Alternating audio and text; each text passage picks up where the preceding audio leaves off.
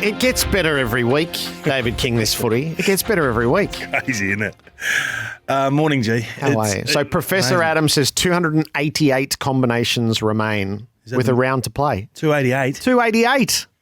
Well, how are we supposed to get anything right if there's still 288 combinations? Astonishing. That's ridiculous. Yeah. And 35 of our 1,500 players have the Swans in second place.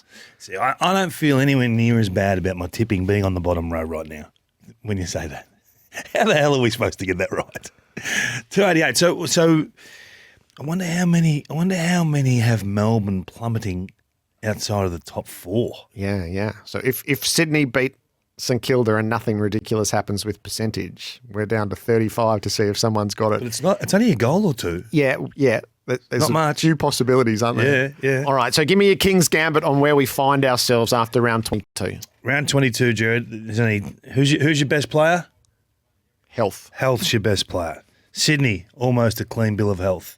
So Kennedy obviously has been the talking point, and Naismith we haven't really seen all year. Geelong, not one injury to be spoken about at the Cattery. Melbourne, obviously Tom McDonald, but he's been AWOL for a while. Brisbane have got a couple of concussions in Adams and Archie. I just want to get back over the Cats. When was the last time we've seen a team have the luxury of resting Smith and Duncan and resting Selwood and Blitzarves the week before, and Dangerfield's had his little moments and had to effectively a rest? We haven't seen this for so long. I think we're just dusting over the fact that they've had the luxury of resting prime movers for the last fortnight. Like, what a position to be in. Like, it's the top spot locked away. So my attention now goes to this. They've got the greatest selection pressure on right now. And it's a fantastic position to be in if you're Chris Scott. He has never been in this position before. This is as good as it gets, Jared. Top of the table, playing great footy, everything's working, and you've got to find a way to leave three players out.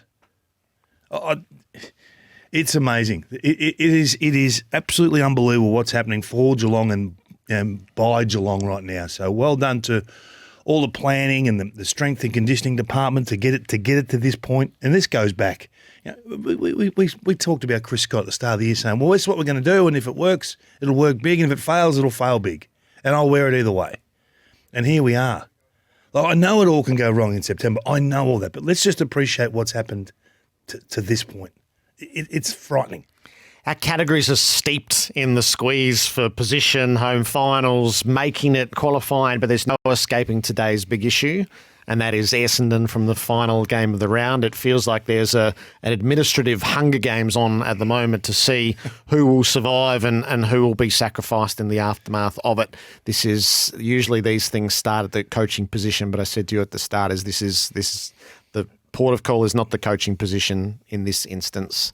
So a season that started 2-10, but this was rock bottom. It was rock bottom what they delivered yesterday, and there's clearly white-hot anger in the Essendon community. There's three people trying to get on a two-man life raft, Jared. Someone's going to pay, and it looks like one doesn't care who the other one is as long as it's not them. You just see white towel in football. You just see it, and that's what it looks like. That second quarter, you can go through all the numbers you like. The effort wasn't there. The bare minimums weren't there. There's a club with zero standards. I mean, these two clubs entering that game are in the same position. They both can't make the final. So what are you doing? Well, you're representing your fans. You're representing that the future, whilst it doesn't bring finals this year, we're setting up for next year, and we're challenging every player on the list to be a better product today than what they were last week. And the coaches are driving these non-negotiables through the course of the game. And you see the second quarter, they cough up 7 goals, 2 to 1 point. 11 tackles they laid. Pressure 161. So we talk a lot about pressure because you can't always get to the tackle. So the chasing pressure is important. The frontal pressure is important. So what are you actually doing when you don't have the football, which is 99% of the game? Pressure 161. So they get blown away in the second quarter. And you think, well, they'll fight back. I mean, that can happen. They'll fight back. And then you get to the last quarter. I showed a stoppage last night, and I hope you get to see it, Jared. Because if it were a training session, the coach would have blown the whistle and said, hey, bring it in. Stop training, bring it in. What is this? Get back out there, get serious, let's start to move. They were stationary. So the last quarter, they kicked 9 goals from 18 entries inside the forward 50. They had given up. They had given up, Essendon. 8 tackles for the quarter, pressure of 152, which I think would be the lowest quarter for the year. Now, that's a guess, but if it's not the lowest, it's in the bottom 3 or 4. So everything we talk about with Essendon rears its head every 4 weeks. They don't buy into the defensive side of the game. So I think they've got enormous system problems, enormous. And everyone keeps telling me, yeah, but, that it'll correct and another year and they're a young side. They're a young side learning bad habits. That's what they are. There's no advantage being young learning these habits. So something's got to give. And I said it last night, they've had the opportunity to have this discussion with Alistair Clarkson. What could you do with this group? You don't necessarily have to give him the job. Hey, what do you think this list's at? Where do you think we should be in 12 months' time? Are we taking the right steps towards our next premiership? Because they've been nowhere for a long time. And they've fumbled around. For a ruthless club of 20 years ago, they're a shadow of that right now. So that's why we're at this point. And I'm not just talking the coach, I'm talking up the chain a bit. So what do you do? Do you sit on your hands and say, no, it'll come good? Or do you make drastic change? Shake the tree a little bit, see what falls? Because I feel sorry for the Essendon fans who keep turning up and keep putting their money up. They've been supporting for a very barren time this last 10, 15 years. So something's got to give. It would be interesting to know what their internal findings in their review were that reassured them that success is coming, because it runs counter to the public performances when it's really mattered in 2022. So what does Kevin Sheedy think? Well, he was on that review. Yep. He was a major player in that review. What does he think? What does he see? Because I'd love to know his thoughts. Is he thinking is it all about list? I mean, we sort of had this discussion yesterday, and you chop and change with lists. That's what we do, because you see different things. You can have a month of good football, a month of bad football, and things do change. The facts change. But if it's not the list, then what's missing at Essendon? They can't have had a bad list for 20 years. They just can't have. And I don't think the list's that bad. I think there's a lot of tools. But again, they only play one side of the game. That's when they've got the footy. And that's, unfortunately, 2% of the game, 1% of the game. Were they right not to buy a ticket in the Clarkson lottery? No, they've made an awful mistake there. Why wouldn't you be in that? Like, these are huge businesses, huge. $100 million sort of annual turnover. It's not a development ground for coaches. I understand you've got to take a risk at times through the course of the journey on an inexperienced coach at some point and hope that he becomes a great coach and maybe wear a little bit. But I think this is Ben's 3rd year. I think his first year was basically under the shield of John Worsfold. He did all the structural side of the game. They won 6.5 games. Last year they won 11 games and played some pretty good footy, some really exciting footy, albeit offensive. And then this year, the same flaws are still there. So what's getting better? So that's my problem with what they do at Essendon. And I just don't think they're ruthless enough as an administration on themselves. It's a pretty comfortable playground out there. Yep, I don't think it's comfortable this morning. So this reckoning has been a little while coming. So we wait and watch. Yeah, and if they've moved through an internal review and now get their way for the external review, I mean, they've wasted half a season at that point, haven't they, on the decision that they didn't make at the time. And then by the time that work is done and the shake-up happens, Clarkson's not on the market, how many positions change from the top down? And we're talking from the president down, we're not talking the coach in this instance at the starting point. Say you were in charge at Essendon, Gerard, right? Just put yourself in that position. I don't really understand the point of doing a full review at the end of season when most decisions are made prior to the end of season and you need to get yourself in order. So they're behind schedule now. They're in real trouble now. Yeah. So you would think logically that Clarkson is off the table for Essendon and they would have doubts about their own setup. That's an awful position to be in. Are we doing Melbourne and Carlton in their respective categories first, or are we doing Sydney and Collingwood in their respective categories? We don't do enough Sydney. I think you've owned Sydney. I love Sydney. For months. Well, John Longmire... I've been scratching my head going, Sydney, they're going to finish second. I know. They're going to lift the cup, and I'm not sure about Sydney. I'm much sure about Sydney after watching them yesterday. Yeah. So I bow to your good judgment. So are we doing that? Let's do that. Let's go. They got that right in every respect. Biggest crowd at the SCG in 26 years. It was a straight throwback to when your Sundays used to be lunch with mum and dad and then in front of the telly to watch the SCG game. And weren't they something? Panda Dr. Edelson every 5 minutes in the crowd. Look, it's a great game. I mean, the build-up, it was everything, wasn't it? It was box office. I wish De Goey had have played because he was the wild card that Collingwood needed all day, but Sydney was so professional. I thought it was one of the coaching performances of the year.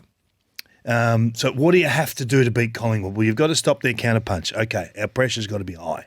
Their pressure was enormous. So how do you set the game up to allow the Swans forward half to put on pressure? Well, we can't be drawn inside the contest. So every time the ball went to a live ball situation, a spilt ball, it's almost like Sydney would ring them.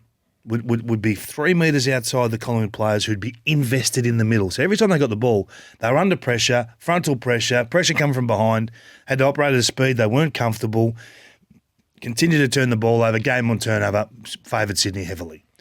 Don't let Nick Dacos create from back half. So they tag him there. So McRae says, I've got to move him because I can't have the kid getting tagged at halfback. Big dick. So straight away, he goes into the midfield or to half forward effectively as another midfielder. And Mills does the job. If he's around you, Callum, you just lock him away. You look at the game thinking, well, how do Collingwood get back into this? Elliott was well clamped. It's a shame that Jack Ginnivan went off because he does some things that create scores, but unfortunately he went off mid-second term. And I just thought John Longmire's ability to say, okay, now we've got the scoreboard looking like a 2-3 goal margin. Let's give them two enemies. Let's just take time off the clock and slowly move the ball down the ground, get deep entries, and continue with this pressure plan. They are going to be incredibly difficult to beat at the SCG because of the simplicity of how they play. It is basically brilliant, and it's so difficult to take Sydney's game off them because it's built on the fundamentals of effort. And pressure, all the things that you can bring every week, regardless of talent levels or form, that they've got a batch of kids that are just next level.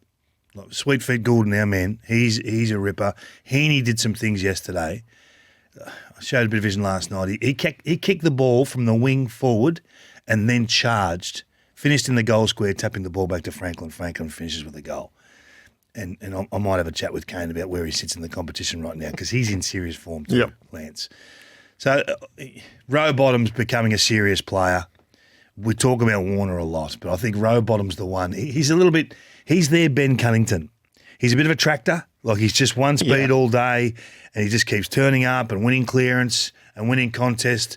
And his form is so important. The clearance and contest game was the one thing we were waiting for. From round, say, 12 onwards, and it's arrived in a hurry. I had a look at the ladder through the year, Jared. So at round 8, they're sitting 6th. At round 12, they're sitting 6th. At round 16, they're sitting 8th. At round 19, they're sitting 6th. At round 22, they've found their way to 2nd. Yep. This is what you talk about. Timing your run is everything. Yep. So the night they beat Fremantle in Perth, that was the night they locked away the top 4 and opened this possibility up. And remember John Longmire's reactions in the aftermath and how much of that was built on a plan that they concocted together and executed perfectly. They'd opened up this opportunity and they've been able to sweep through. They got one step to go to make sure that they bank it against St Kilda at Marvel. Well, Boring John lets his emotions out every now and then. He doesn't give us too much in the post-match. You won't learn one thing from his press conferences, Jared. You won't. But I think when you see him on the bench, invested in the group, I think he's a great bench coach. I really do. He's eyeballing the players. He's instructing. He's letting the upstairs crew do what they do in terms of the mechanics of the game. He knew this was coming. We talked about this 18 months ago. He said, I've got this group of kids. They are special. He said, I don't know how quick they can arrive. I think that I looked at the experience through the Sydney core. So they average 110 games per player on the weekend, which is 6th for the round. Okay, so it's not as young as you think. Geelong are 145 games on the weekend. So it's a season and a half behind Geelong per player. So this is ahead of time. I love the teams can do it ahead of time because then you've got what 5, 6, 7 years to do it again. They have a big window. Yeah, so this is so exciting for the old South Melbourne and Sydney Swans fans. Where does it leave you with Collingwood? Felt like not much went right. Now, part of that was what was imposed on them, but missing Adams and then losing De Goey. And then, it's the Swans set up and it just felt like nothing went right for them. And it's costing their place in the top 4. That's how fine the margins are. Yeah. They've been a hard one to place all year, Collingwood. I love the way they play. And again, just put it simply, what makes them great makes them gettable. That investment at the football, the outnumber, as soon as you don't quite locate possession or have an inability to put the opposition under enormous pressure, then you're vulnerable. So we haven't seen them exposed really over the last few weeks. They have been early in games, but certainly not late in games. They've always chased the scoreboard over the last few. Eventually, someone was going to get them. You just can't keep winning like that. But what he's been able to do is give a club an opportunity to still finish top 4. Look, well, it's just been an unbelievable ride this year. So there's no reason why gather and go again next week. I think what it does do, it highlights what life's like without De Goey. Because when you just needed that one spark on the weekend, it wasn't there. And when you haven't got that player, it's difficult to he goes where the problem is. Okay, we're getting beaten in the middle, put De Goey in. In he'll go, and it's all rip, tear, and bust, and it's a classier version of Stringer. You know, he's there, Shea Bolton. Okay, we're going well, slip him forward again. Let him go forward, or let him get forward after the centre bounce. So just be careful what you wish for with De Goey, would be my advice. If you're Collingwood, I wouldn't be rushing him out the door because you need him. This group need Jordan De Goey. If they're to have success in the next 2 to 3 years, he's not a part of it. He's a major driver. I know he might cost you a bit more, and I know, you know what, there's going to be some late nights where you're going to think, I hope the phone doesn't ring, and some off-season occasions where you think, gee, where is he? But come game day, that 2 hours, when he's not there as opposed to when he is, they're poles apart. We missed him, didn't we? Collingwood fans missed him on Sunday. Yeah, they certainly missed him yesterday. So that's the SCG on a Sunday, and then there was the MCG on a Saturday night. Oh. So that was a remarkable game. It was, in a way, it was torturous the whole way through. it was the sheer battle of it was quite distinct, not just phases of battle, but so Carlton laid it all out there. You could just about hear the build up to the week, I think, in the way that they were undermanned everywhere, but they were going to die on that hill. And all night it had the feeling of late heroics heartbreak. And I kept thinking, I think Carlton it's going to happen for Carlton right at the end. And it happened for Melbourne right at the end. And it's all there, like the forensic analysis that Kane ran yesterday, the chain of evidence for both teams, it's clear. It's this, and this. This is the sequence of events. It's a whodunit laid out bare. And Michael Voss, I think, gave voice to what every Carlton supporter I've bumped into in the past 36 hours is one more mark, just one more contest won. That's how close they were. They were 11 seconds away from their finals appearance and 1 mark or 1 more contest. So should we do Carlton first? Yeah. It's the pressure index because now they've got to regroup and do it again. After the exhaustion and the heartbreak of all of it, and it was writ large on every face in the stands and on the field, they have to regroup and do it again on Sunday. Yeah. This is why I'm such a massive fan of Carlton. Okay, and maybe I've been seduced, Jared. I don't know, but it's not the who, it's the how. They don't really care who's in the lineup. They don't really care who's playing down the back six. We're missing X, Y, and Z. No matter. This is how we play. These are the standards. This is what we expect of you. This is what we expect of you. Blah blah blah, so on and so forth. Midfield banged up, down on numbers. They shouldn't have even been in the game, Jared. They really shouldn't have been in this contest, but they found a way. The standards, the non-negotiables. You can feel Michael Voss in this team.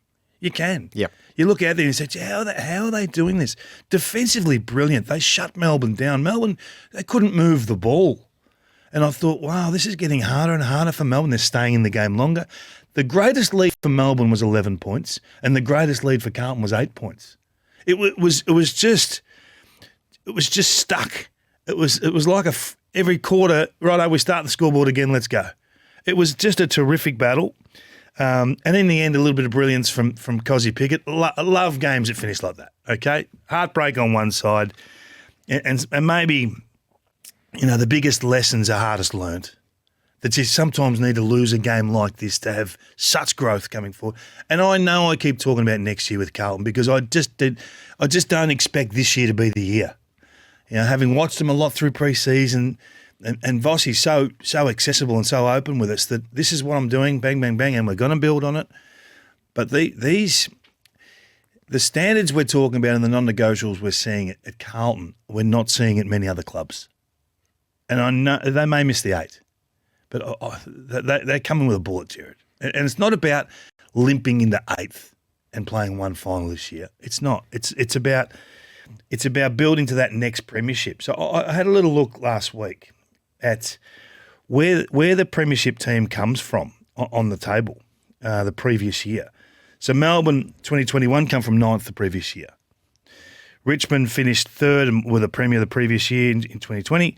2019 they finished top and made a prelim. So you've got 9th, 3rd, 1st. West Coast in 2018 finished 8th the previous year. Richmond in 2017 finished 13th the previous year. Western Bulldogs in 2016 finished 6th. So you can come from anywhere on the table. So I don't get consumed by the fact they could finish 9th this year, as opposed to 7th, 8th, whatever. It doesn't matter. It's a premiership industry. So people will get hung up on not playing finals. I think you got to look past that. They've had an unbelievable year. Do you agree with that? Oh, yeah. And I think Saturday night is that. So it would have been so I was of the view it would be a disaster not to make the finals from the platform. We debated this last week. But because they laid it all out there in such a manner and the margins are so narrow, I do think that dilutes that. I do. If we believe in that phrase, you get what you deserve in football, they'll make the 8. I just think their season deserves to finish with a place in the 8, particularly when you consider what might replace them. I like this. As Carlton need to watch Ted Lasso be a goldfish. Yeah, that's nice. That's nice. Preliminary final integrity. Melbourne. How do you want to approach the Ds?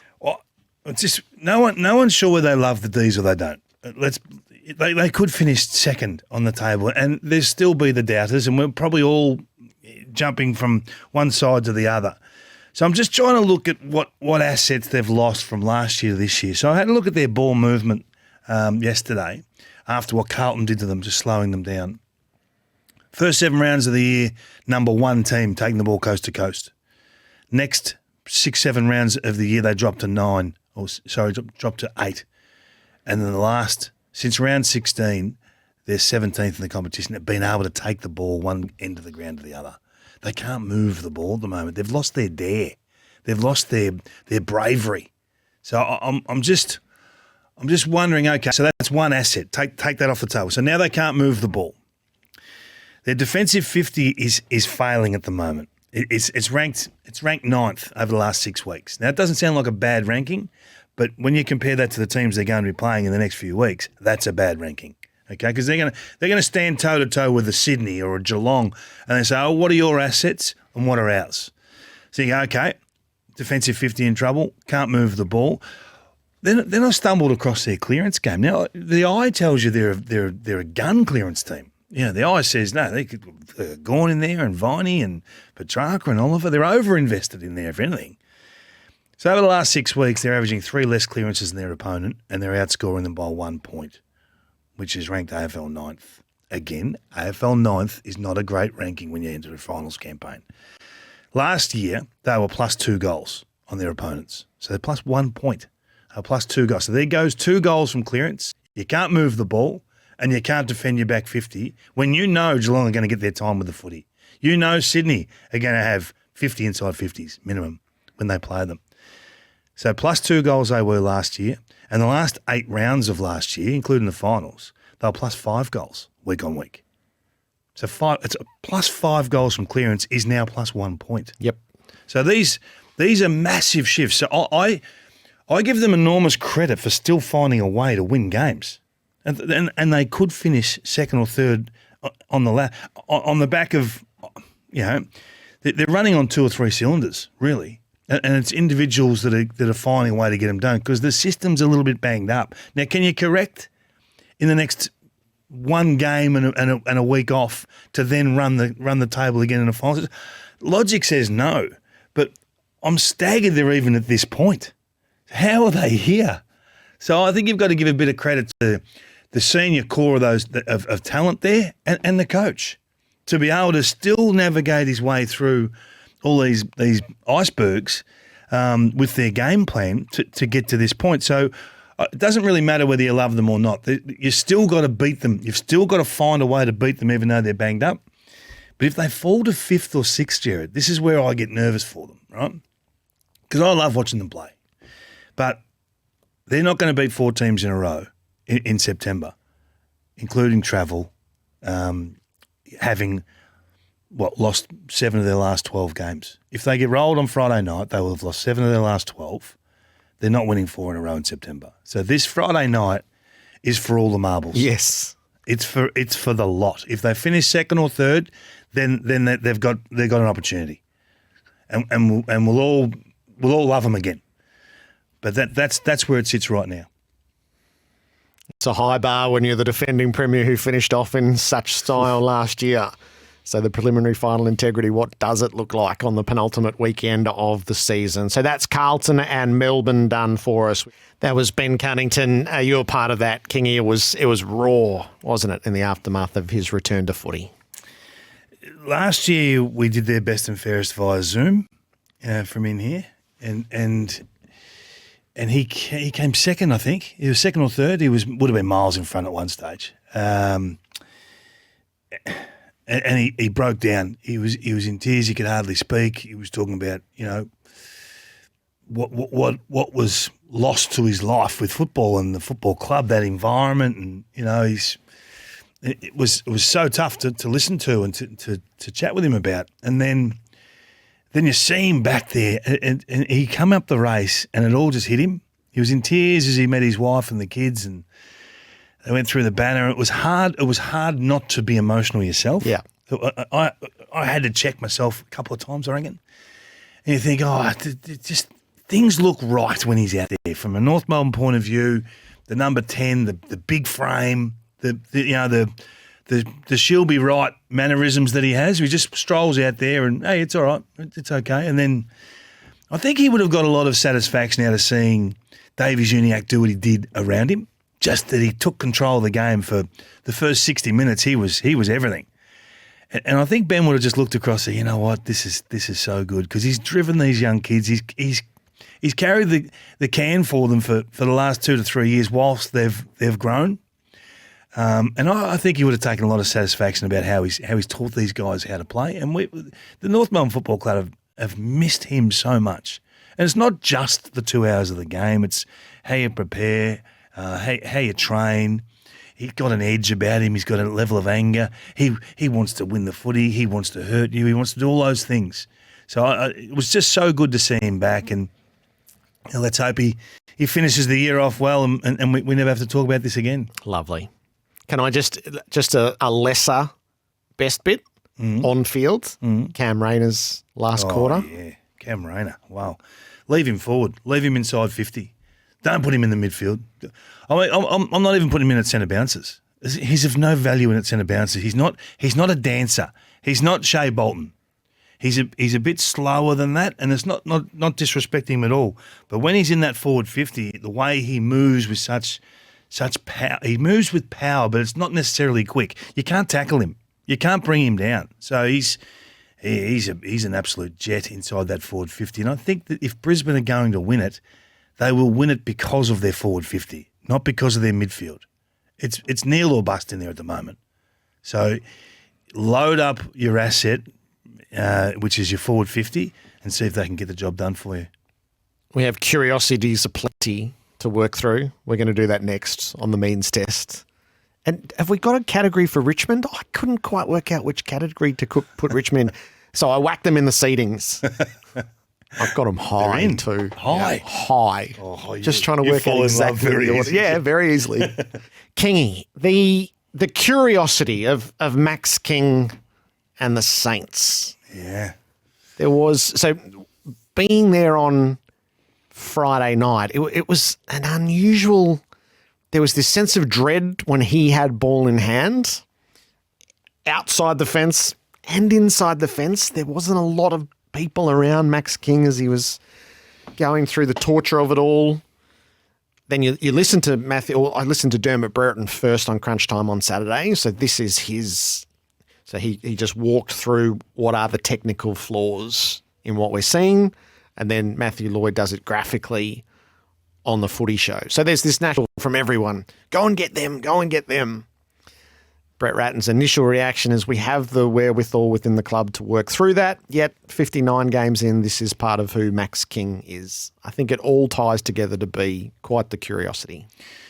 Do we know whether Max actually wants Matthew Lloyd to take control? So this has been imposed on him from the outside. Yeah. We think it's a good idea. And when you hear Matthew talk about it, or Dermot, of course it feels like a good idea. I haven't heard Max say, you know what, Matthew Lloyd would be good for me, and I think I should go down that. But I haven't heard that. So I'm not saying he has or he hasn't said that, but I haven't heard it.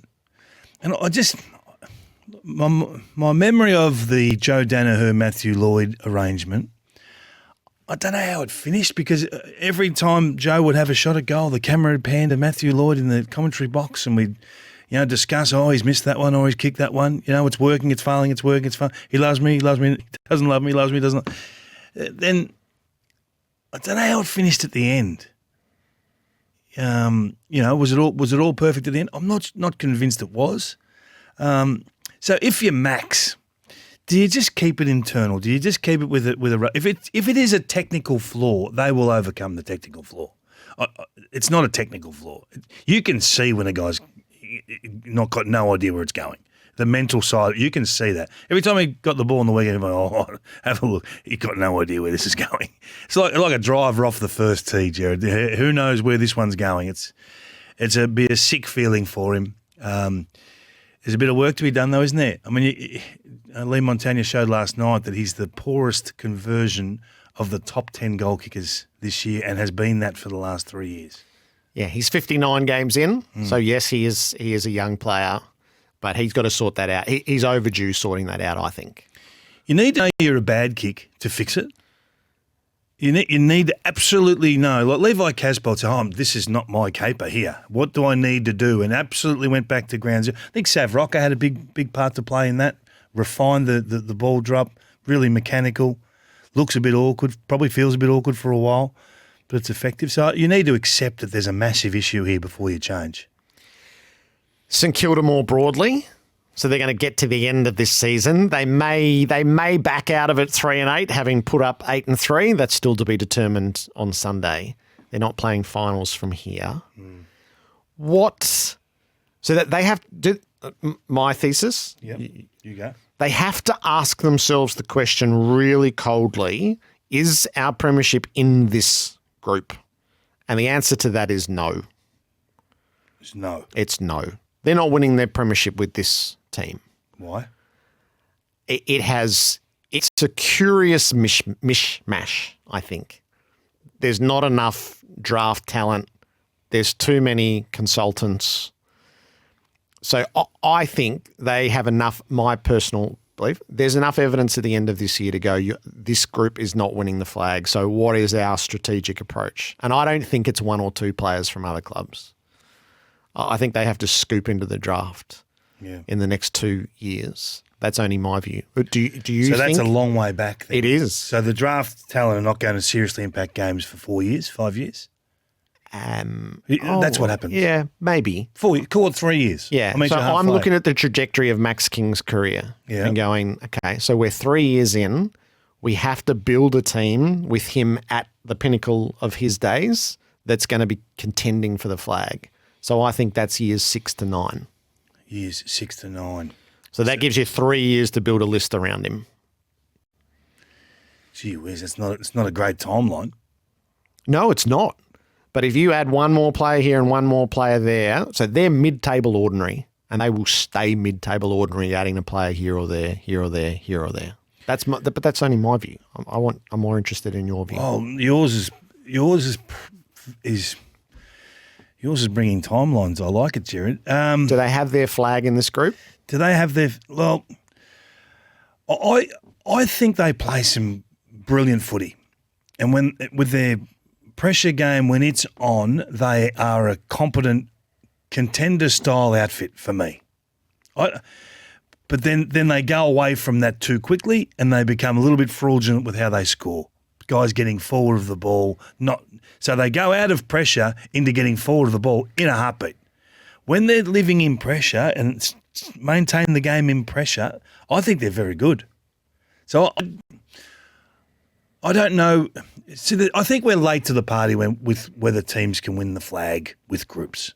I think it's done more on the non-negotiables, the standards, and then all systems are different and they've all got their flaws. But what works for your group can work big. Do they need some more talent? Everyone needs more talent. I just think they've got to get their game right. They were flying at the midpoint of the season. Let's not forget though. I think they were 8-2 or 8-3. 8-3. We weren't saying that at 8-3, were we? No, it looked like they were putting themselves into contention, but they said themselves will be tested on the way home. And they're going to come out of that test, best case 4-7.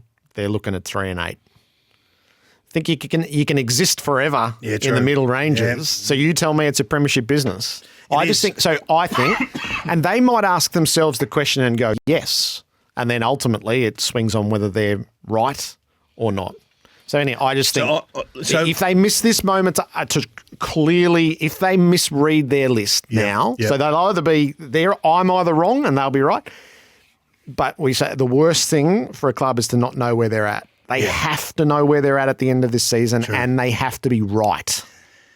Yeah. So how do you get those draft picks in? Who do you trade out for those? What cost does that have in the short term? Do you have currency? I mean, how many players at St Kilda have genuine currency? You know, they've talked about shopping Billings for years. You know, Gresham is another name that gets thrown up, but what does he bring? What pick does he bring? So are you better off keeping them or getting a second-round pick? I mean, what's the point of getting a second-round pick that is going to be 3 years from meaningful impact on AFL games, and at second round, there's some question marks as to what level of impact that player will have. I think they'd stick fat with what they've got and maybe hope to trade around the edges. I think this is Brett Ratton's lot. He has to win a flag with this group, otherwise it won't be Brett Ratton. Last one here is the debate. This will be tomorrow's debate, so I just want to flag it. Is the Zaine Cordy Tribunal summons? Oh. I think in a football sense, this is unconstitutional. You're actually shifting the burden of proof to him tomorrow night to prove his innocence. That's not the way that it works. If you want to send him to the tribunal, and all power to the system, there's a concussion here, but you have to lay a charge. What's Zaine Cordy defending tomorrow? Can you just let's strip this back a little bit. Can you just give me the specifics of what Michael Christian's job is? Yeah. So his What's job his is to role, look at Gerard? an incident, to grade it, Yeah. and then to send it forward, publish and be damned. So it is either an short of the mark of a suspendable act, or it isn't. Yeah. So when this goes to the tribunal tomorrow night, the Bulldogs should start with this has to be thrown out, and it should be successful. This hearing should not take place tomorrow night under these circumstances. Jeff Gleeson should just tip it out at the start and go, no, well, you can't reverse the burden of proof. No. This is unconstitutional, what's happening tomorrow night. And if that doesn't work, you appeal again and you get off. Go to the appeals board. That'll be fine. That'll be fine. It's all riddled with errors anyway. So can we just get the lawmakers to tell us what the actual laws are? Either charge him or clear him, and then it goes to the tribunal. This is totally unacceptable, what's happening. What about that waffle they went on with at the start of the year? Oh, if you go past the ball, if you do this, if you do that. Is Richmond in your seedings? Oh, they are. I'm not happy with it. I don't think they can win it, Gerard, because I think defensively the gaps are too big. But of the rest, they're the most dangerous. Their system is still very good when they play the turnover game. I've got them at 4. Yep. Don't tell me you've got them higher than 4. I've got Melbourne at 4. Oh, yes. You got Melbourne at 4? Kudos for winning. Yeah. I'm not all in on Melbourne just at the moment. 3? I got them at 3. I got Melbourne at 3. With not a lot of love, with low confidence. I've got low confidence in my 4 and low confidence in my 3. Sydney at 3. There was just so much that made sense yesterday. Hang on, Sydney at 3. Hang on. 2? Who have you got at 2? 2. I've got Sydney at 2. I think they are the biggest threat to Geelong right now. Super healthy, playing a brilliant basic brand of defensive footy that's got flair once they win the ball, and wild cards forward of centre. They are right in the fight. I've got Richmond at 2. This is my overreaction of the week. You bring them in and you bring them to 2. Straight to 2. There's just something going on there. There's something going on now that they've solved Richmondy for the time being. You're wild. Yeah, I watched that third quarter yesterday and went, oh my God, it can't be happening again, can it? I put them at 2. And we both got Geelong at 1. It's round 22 and you're making wild moves like this. Where's this been? Wild. The Cat's best is we always talk about the best. Whose best is the best? It's miles better than the rest.